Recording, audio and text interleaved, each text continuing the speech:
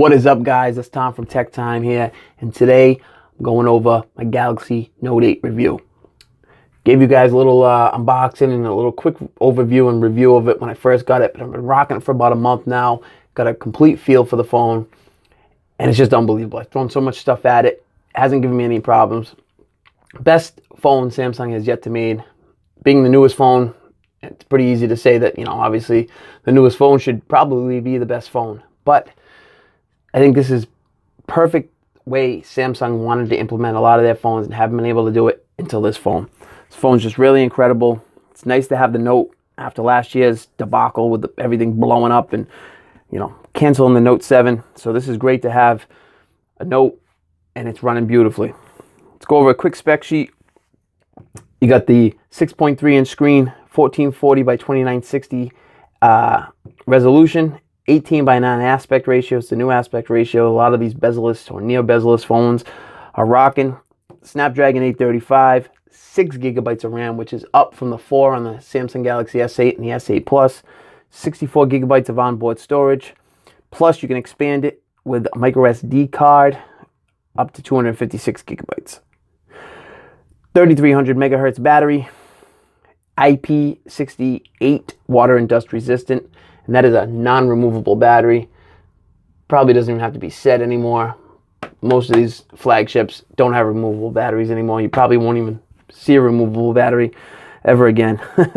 They've gotten rid of them, and that's it. The last one that I remember was the LG V20 last year, and now the V30 is no longer. So with that said, that's the specs, the quick overview of the specs. Let's look at the design of this phone.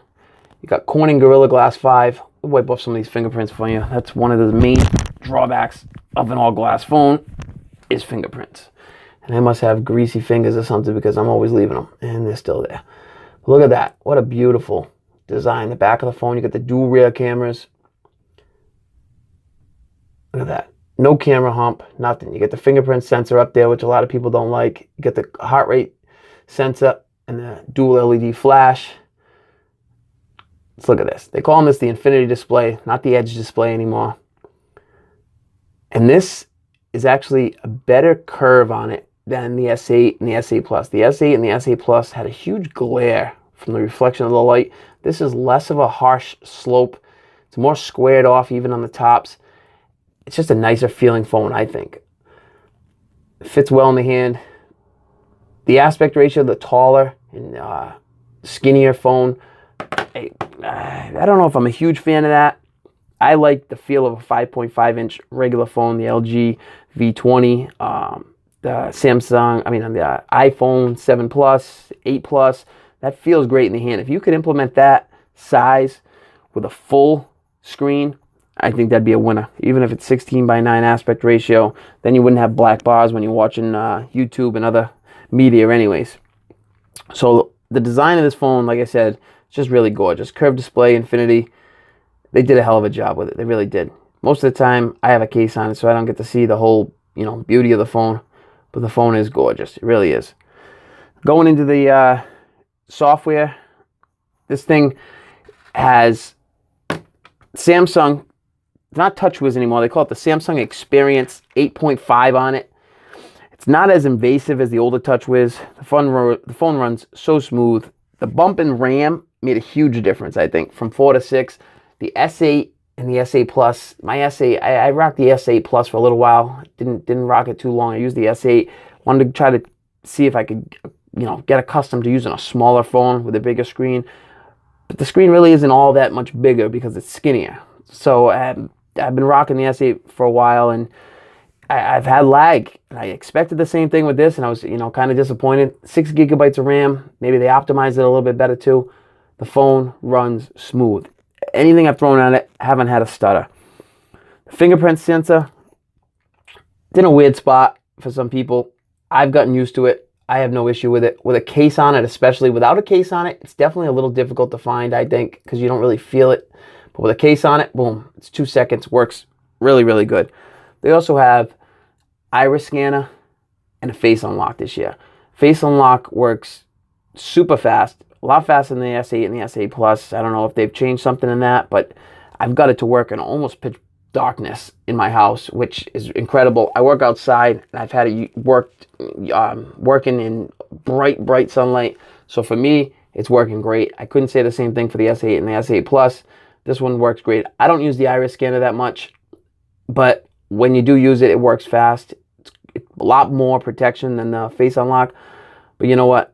I don't have anybody grabbing my phone, printing pictures out of me and holding them up. And even that is not 100%. You're not going to get it on the phone. It almost has to be perfect printed version, or guys have done it, whatever.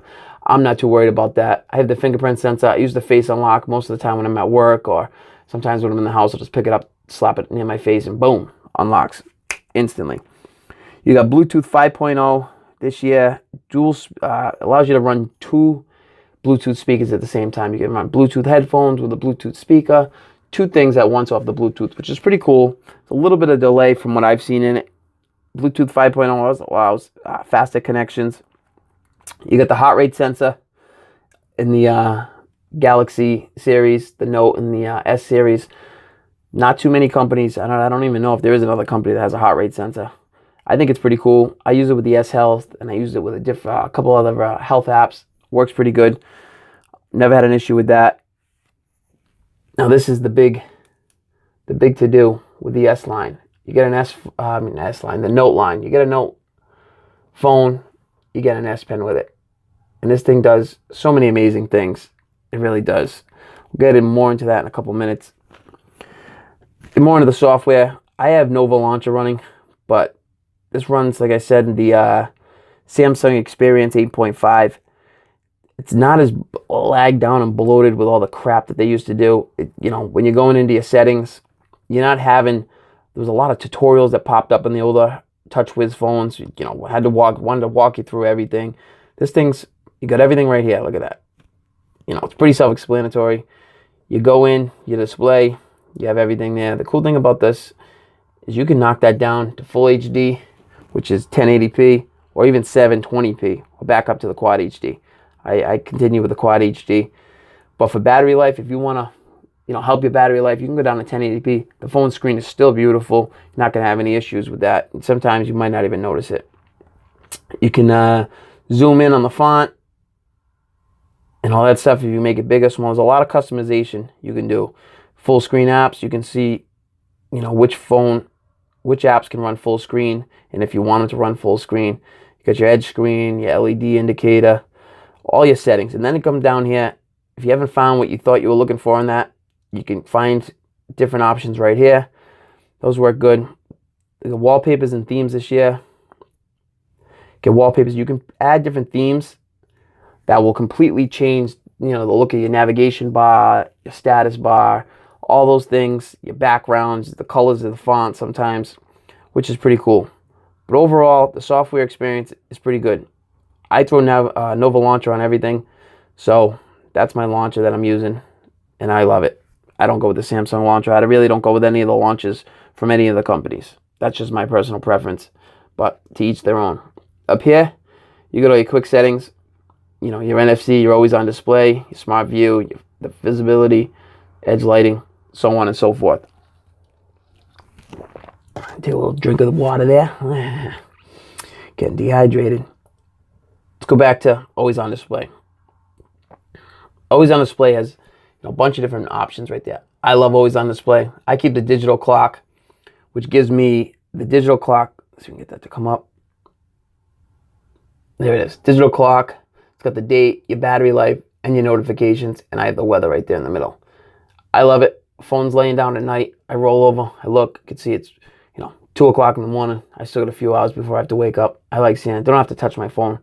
And it doesn't, because of the Super AMOLED screen, all this black, nothing's illuminated. Only the what you see in color, the white right here, that's illuminated.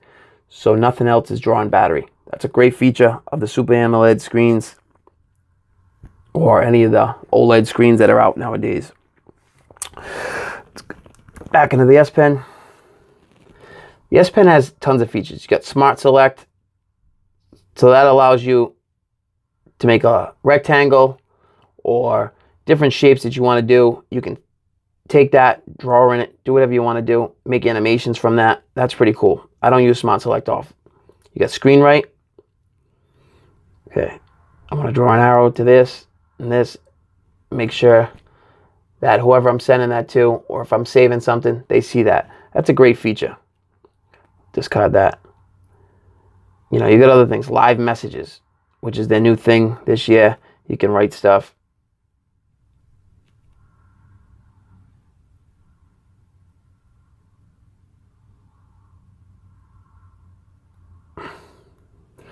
Subscribe. Hit that subscribe button, guys. And you can send that to anybody. I noticed sending it to iPhones through regular SMS, it, you know, takes a lot of the pizzazz away. You don't get all that, you know, glittery stuff. So you're not getting the same experience. But I think if you send it through some of the third-party message apps like WhatsApp, a couple of the other ones, you get the full presentation that you're supposed to get. You got coloring right here. You know, you can grab something, get this guy with his beard, and you can color that. You're bored. You can do paint by number pretty much, where you could just, you know, you pick on something. And don't hate on my coloring skills. I'm not trying. But whatever. You can color. You see you get the point. It's pretty cool if you have nothing else to do.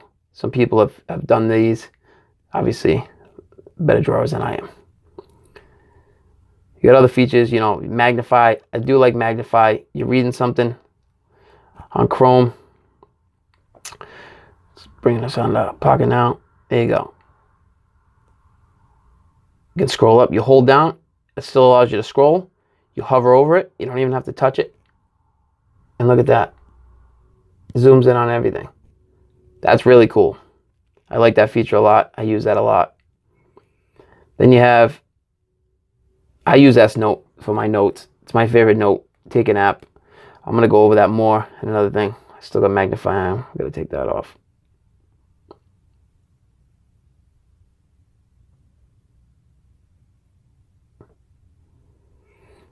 What's the problem? Oh, there it is right there. Sorry.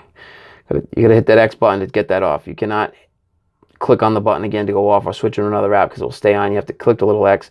And you can actually, let's go back to that. You can change the zoom right there. You get 300%, 150%, 200%, whatever you want. I like the way it is. You can make the square bigger. I like the way it is right there at 150%. That's nice. S Notes, like I said. The S Pen, we're going to do today. Get some groceries. You know, you can write grocery lists. Bananas, you know, milk. There you go. Hand rings. Shit. Don't judge me. Then you can also come in here with the S Pen and you can add different shortcuts. Let this load up. There you go. You can do glance, translate. So if you're reading stuff from another language on certain websites, most Google Chrome translates most of the web pages for you.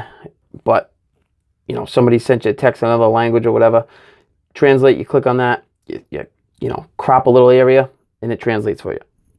Bixby Vision. I don't use Bixby Vision. It doesn't really work that well for me. That's something you use the camera. You point it, so you'd point it at the box, you know, the Galaxy Note 8 box. It would bring up Galaxy Note 8s, where to buy them, stuff like that. I'm not a huge fan of that, so I don't use it. But you can add any of these apps. You can scroll through these,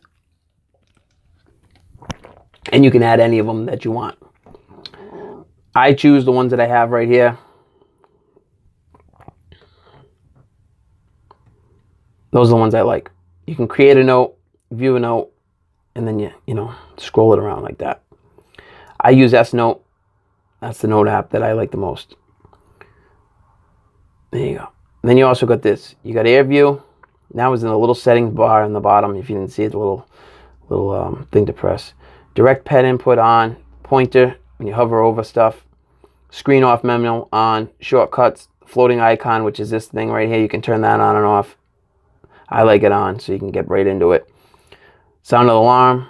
If you walk away with your phone without inserting the S Pen, that's really cool. If you put the S Pen in, you forget to take it out, put it back in, it will notify you, let you know that you're taking off without it. And then you can change your sound, stuff like that. Really cool. Put this baby back away. It doesn't allow you to put it in upside down either, which older notes, you've had those issues. I like this feature. One of the best of the S Pen right here. Screen off menu. You can write.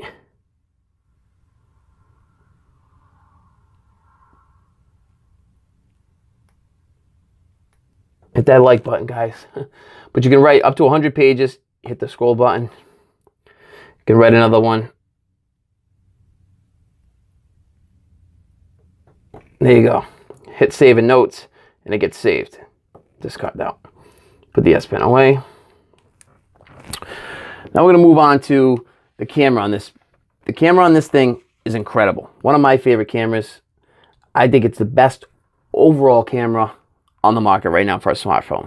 It might not be the best telephoto lens, might not be the best main camera, might not be the front camera, but overall, the combination of these cameras are really incredible. You got a dual rear camera setup right here. See if we can get this in focus. Dual rear cameras and a dual LED flash. So you have your main lens is a f1.7 aperture. It's got the telephoto lens has an f2.4 aperture, 2 times digital zoom. So you got that right like that. Boom. And it zooms in. It really does. It zooms in beautiful without losing a lot of detail. Plus on the main lens, you got 10 times digital zoom, which works pretty good. You can zoom in while you're recording video. And, you know, it gets a little grainy, but you can still see the details pretty good. Low light on this thing is really incredible. It just doesn't leave a lot of noise. The pictures that come out are beautiful. The live focus mode, probably won't be able to get this to work right now. Yeah, a little too close. But you get, I'll post some pictures on what it looks like. But you get let me see. Hold on one second. Let me find a picture where I did the live focus. I can show that to you guys. Let's see. I got one right here, my daughter. So I got a picture of my daughter right here. Now you can adjust it while you're taking the picture, or you can adjust it afterwards. So right here it says background blur. Take the blur away. It's a regular picture. You turn the blur up, and the more blur in the background. I like it somewhere in the middle, like that. And that's pretty cool. It also, where is it? I saved that picture. But it also takes a regular, they call it wide angle, but it's the regular lens, takes a picture at the same time. So you get two pictures. You get your telephoto lens, plus you get your regular shot, which is pretty cool. So, you know, you wanted a wider view of that picture. You ended up realizing you get a really nice picture, but you wanted a wider view of it.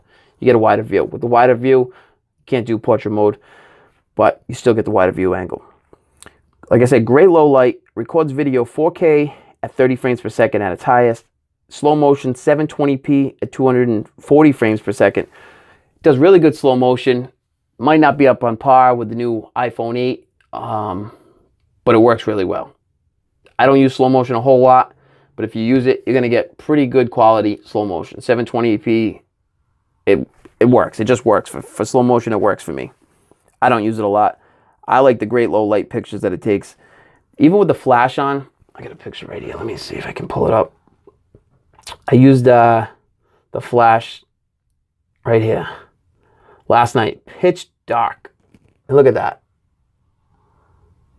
Look at the quality on that. That came out really good. And that's with the flash on. Most of the time, you see a little bit of the flash right here. And this is glass too. It reflects, obviously a lot. And it did a really good job on that. I'm going to add in some video clips and some stuff like that. I still have my Note 8 camera review coming up on just the Note 8 camera. Plus, I'm going to put it up against the iPhone 8. Plus, I'm going to put it up against a couple of last year's top phones too, the 7 Plus and the LG V20, which was my favorite camera phone last year. And we're going to see how well that worked. You got the front-facing camera on this. Let's get rid of this live focus, turn that off. And this is where you can also access Bixby Vision if you want. See if we can get it to work on you. There we go. So you point the camera at it, and we can click, you can get the text off it, you can get images that are similar, or shopping. Let's see how well it does. It's got the words, no matching products. Imagine that. See, I don't use the fucking thing because it says Note 8 right on it. If you can't figure that out, then the thing's pretty useless. But I'm assuming that they'll add more things with this as time goes on. The Bixby Assistant has gone a long way. You got the front-facing camera, which is going to watch me record. And you get these Snapchat-like filters. Let's see if this will work. Pretty silly. Kids like them. Girls probably like them. I don't think they're as implemented as well as regular Snapchat filters. It does some silly stuff. Whatever. You can add more. You can get some from their little Samsung store. I don't like using it. Front-facing camera. You got this beauty mode stuff that you can use. Overall, the camera, 8-megapixel camera.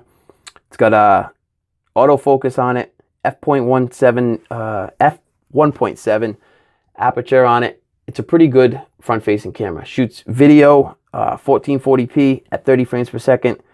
Overall, it's a good vlogging camera. If you want to use it for vlogging or whatever you want, selfies, it does the trick. It really does.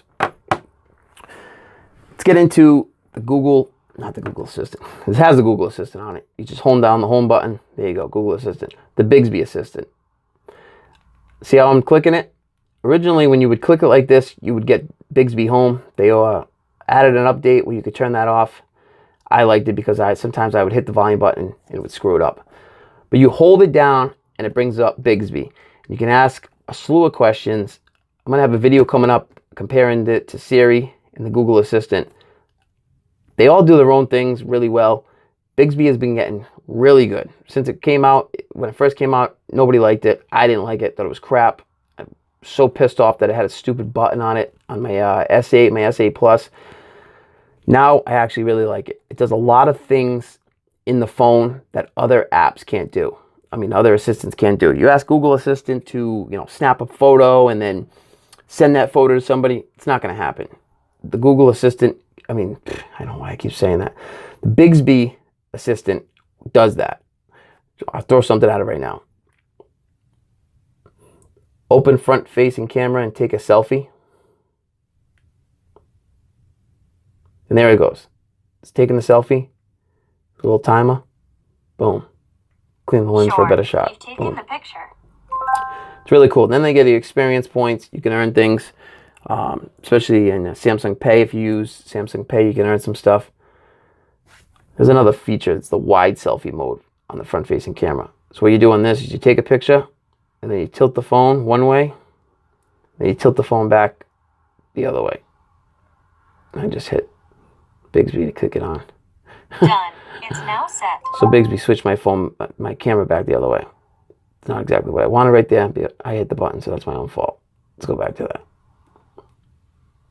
I forgot to mention that. Well, another thing on the camera, I mentioned for you guys right here, we're getting into Bixby, we'll go back to the camera for a second. You swipe, because I'd be right, you get your selfie and you get your other features. You swipe left, you're going to get all your filters, your stickers, your filters, anything that you want like that. If you swipe up and down, switches the two phones, cameras. Right there, you get your rear camera, you switch up again, you get your front-facing camera. Works on the side, same way. Switch it back. Let's go back. Like I said, you got that. Oh, I want the wrong camera. The wide selfie. So you're going to click that. Make sure I don't hit the Bixby button again. Click that. And click it back. And then back in the middle. And it saves it. So then you got yourself a wide selfie. Obviously, that wasn't the best because I'm behind the camera right now. But you get the idea. That was just one of the other features I just want to show quick. So back to the Bixby Assistant. Let's shoot out something else to it. Bixby optimize my phone. Sure, I'm optimizing. That's one of my favorites. Optimizes the phone for you. This device maintenance by Samsung works really well. There's no reason to add any of those booster apps. end up just screwing your phone up. Awesome. This one works really well. There's a ton of other things you can do. I'm going to get into it more in another video. That was just a quick thing. Bixby does a lot. If you pair that with the Google Assistant, I use Google Assistant for a lot of on the web things, looking stuff up like that. Bixby doesn't hold a candle to Google in that aspect. But implementing things inside the phone, getting into apps, multitasking in between 2 different apps, things like that, Bixby kills it. I love it. I pair them both together. Absolutely love it. So let's go into the battery life on this phone. You got a big phone like this, you got a smaller battery than the S8 Plus. You know, right away you're thinking, I'm gonna have shit battery life. Thought the same thing. Got the phone, was so surprised by the battery life. You got a 3300 megahertz battery, non-removable, so you can't switch it out. It's got quick charge, so you can charge it. It's got the wireless charging, you can slap it down. Quick charging worked great. I have a quick charger in my car, quick charger in my house, and you know what? You can top off within an hour, and from depending on where you are, but even from 0 to 50% in like almost a half hour, thing charges really quick. So there really is no reason why you shouldn't have battery power on your phone. Plus, there's power saving modes where it can turn the whole screen black and white, limit a lot of apps and stuff like that. If you really need to push the limit, you're somewhere where you're not going to get to a charger for a long time, you're up in the woods somewhere, you can implement those power saving modes. But the battery works great. I've been getting remarkable times, 4.5, 5.5 hours of screen on time sometimes, depending on what apps are running in the background probably, and what other things I'm using. You know, if I'm using my GPS a lot for the on-screen time, or if I'm using YouTube for the on-screen time. But overall, the battery life, knocking out of the park. Right now I got 90%. I topped it off before I made this video. But before that, I had it off the thing at 6 o'clock this morning, used it moderately, and I had, 75%, I think, something like that. So I had a lot of, as you can see, it's 139. I had a lot of battery left. Really like the battery on this. I was so surprised with the big screen. My Galaxy, let's let my case on real quick. My Galaxy S8, the regular version, battery life wasn't up to par from what I liked. It really wasn't. It just didn't cut it. I don't know why. I had to run the phone on 1080p all the time for the screen, and it just didn't give me the battery that I expected. I was getting sometimes not even 3 hours of on-screen time, which is pretty terrible. This phone knocks it out of the park. Overall, this phone is my favorite phone. I've been running this. I've been running the iPhone 8 Plus right now. What else I've been bouncing between? And I still bounce between some other phones. I had the U11 for a couple days. I got rid of that when I first got this, so I don't have that anymore. But that was one of my phones that I enjoyed playing with. But this phone just so feature-packed. Battery life's great. Cameras are great. Design's beautiful. And the list just goes on and on and on. It checks so many boxes that other phones may check other things. The battery life might be better on an iPhone 8 Plus. The cameras may be better, but the screen's not as nice. Fingerprint sensor doesn't work as good, or it doesn't have face unlock, or the S Pen tops a lot of things. No phone has implemented an S Pen, or even a feature like Samsung implements with the S Pen. So this thing just does everything so well. There's really nothing that it does terribly. Everything's done great, and some things are above great. The cameras, I believe, on this are above great. I believe the screen is hands down the best screen on a phone right now. I haven't seen a phone screen better. I don't think by the end of this year we're going to see a phone screen better. The only phones coming out, the LG V30, I've seen that. The screen is nice. Doesn't touch this. This thing gets 1200 nits of brightness. It's incredible. It really is. Love this phone, guys. This is my review. Just want to give it to you. I rambled on a little bit, probably almost a half hour, but I had to give you everything that I could think of, and I was just, more things were coming to me as I was going.